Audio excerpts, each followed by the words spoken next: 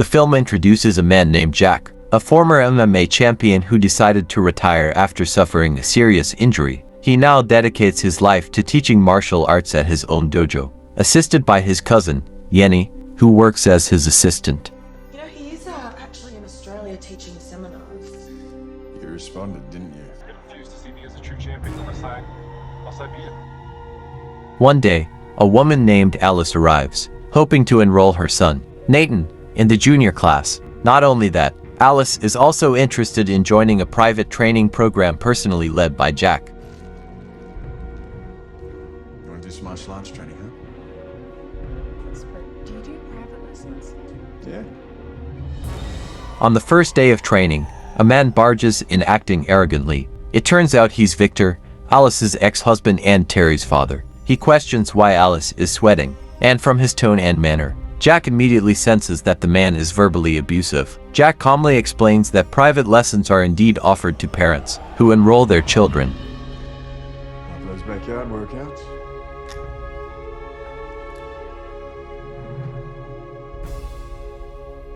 After several training sessions, Jack and Alice grow closer. One evening, Jack invites Alice out for dinner. They share personal stories, including Alice's ongoing struggles with Victor, who continues to interfere in her life even 3 years after their divorce. Alice confesses that Victor hasn't accepted their separation and keeps harassing her. Jack feels relieved that Alice is now moving forward, and the two begin a romantic relationship. Unbeknownst to them, Victor is secretly watching from a distance. Well, I'm glad you've moved on. The next day, Victor shows up at Jack's dojo with a companion. Wanting to avoid conflict, Jack suggests they talk outside, but Victor, clearly looking for trouble, ignores the offer and orders his man to attack Jack. A lot of children and their parents are going to be arriving soon. But it's best you leave and we can talk another time.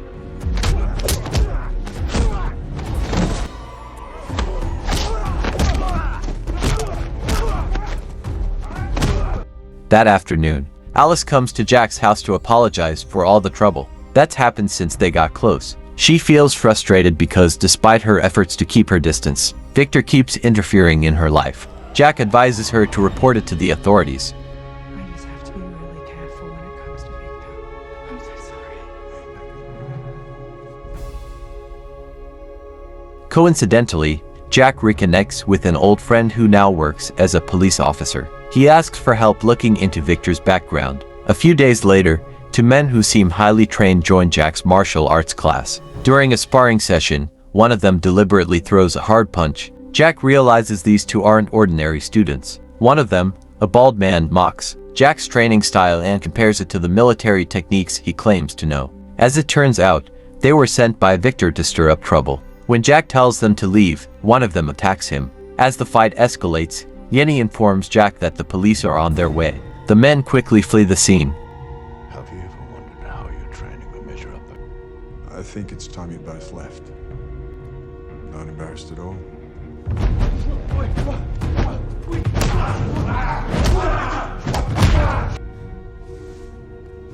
You need to get out now. Get out of our school. They'll be here any second. One morning, Jenny's daughters, Violet and Lonnie, go out to buy ice cream but never return. Worried, Yenny searches for them and finds two dropped ice cream cones on the street. She immediately realizes her children have been kidnapped and reports it to the police.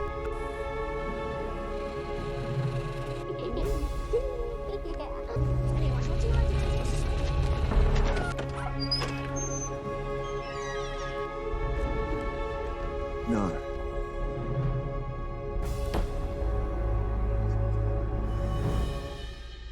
A week passes, and Yenny begins to lose hope, especially after hearing that kidnapped children are usually killed within 2 hours.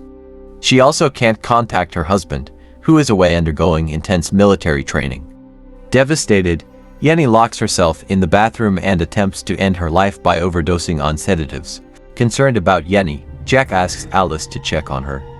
They are shocked to find Yenny unconscious, surrounded by empty pill wrappers. Jack quickly calls an ambulance to save her.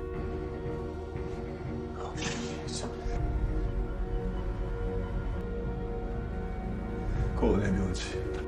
That night, Alice encounters Victor while dropping off Nathan. Pretending to be concerned, Victor casually asks if there's any news about the missing children.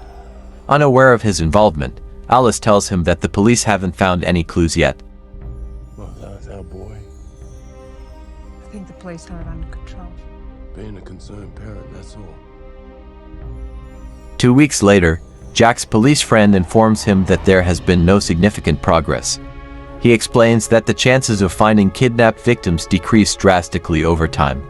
He also reveals that Victor is a former Australian soldier who lived in Romania for 5 years. Although he has no official criminal record, Victor was once reported for domestic violence against Alice. He has an Australian military background and lived in Romania.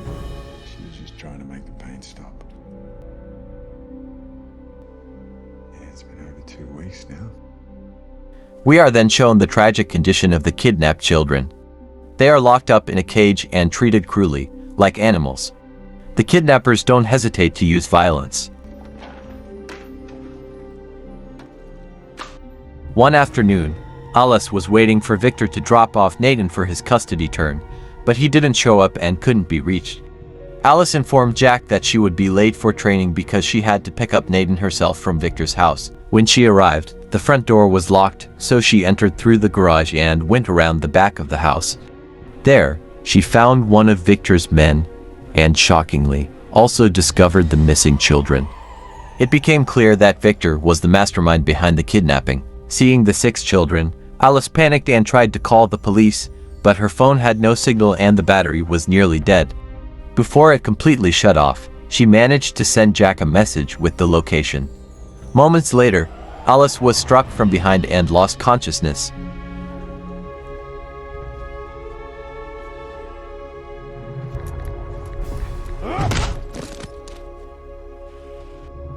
After receiving the message, Jack immediately rode his motorcycle to the address, forgetting to bring his phone in his rush. Victor returned home, planning to traffic the children to Romania, including Nathan, his own son. Upon arriving, Jack saw suspicious activity from a distance but didn't yet understand the full situation. Focused on finding Alice, he entered the house. One of Victor's men was lying down with headphones on, unaware of Jack's presence.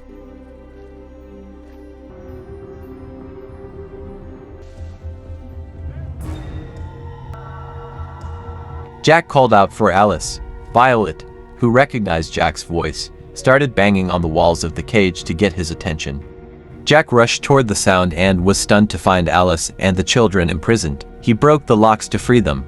Violet warned him that a guard with a gun was in the house, the same man who had injured one of the children so severely that their head was bleeding.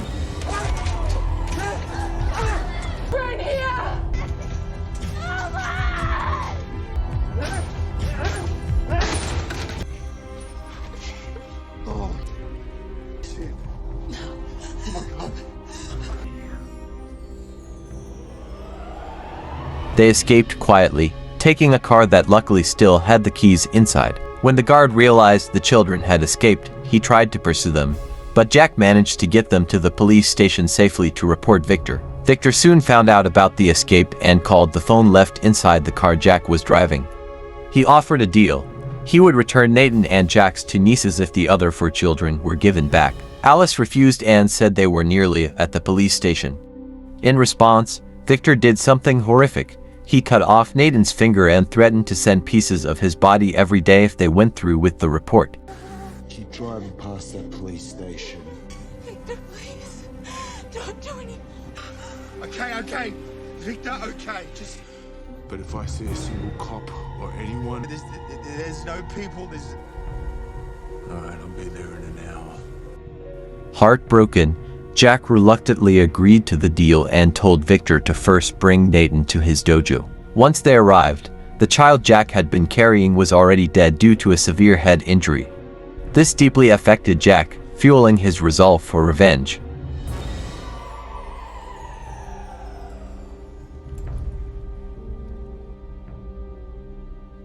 Victor soon showed up at the dojo with his entire crew.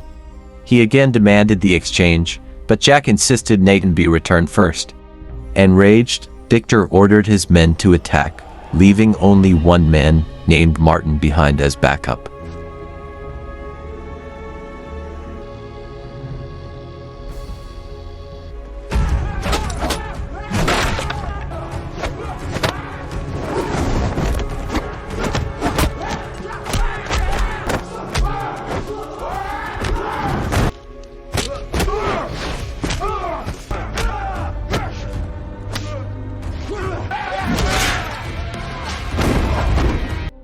Knowing the children were in danger, Jack handed a pistol taken from the guard to Alice for protection while he fought off Victor's men. Since none of the men returned after a while, Martin, originally held in reserve, was sent in to kill Jack.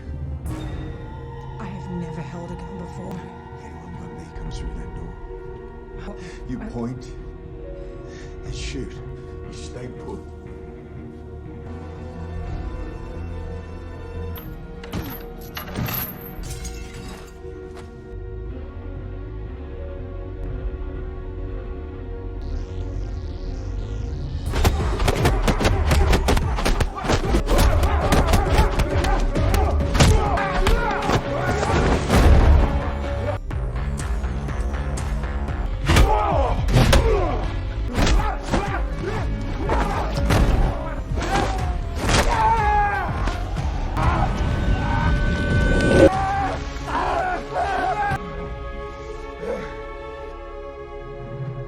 Victor himself entered the dojo holding a pistol, threatening to shoot Nathan if the children weren't handed over. Coincidentally, Jack's friend, a police officer, saw a car parked suspiciously in front of the dark dojo and decided to check. Alice heard the sound and came out with her pistol drawn, but she hesitated to fire since Victor had a gun pointed at Nathan. Victor began counting to 3, demanding they hand over the children.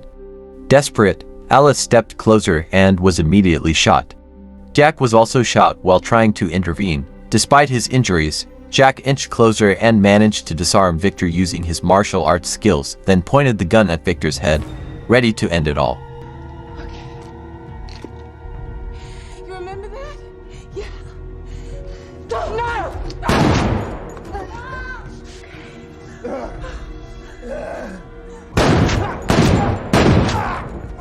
Get up.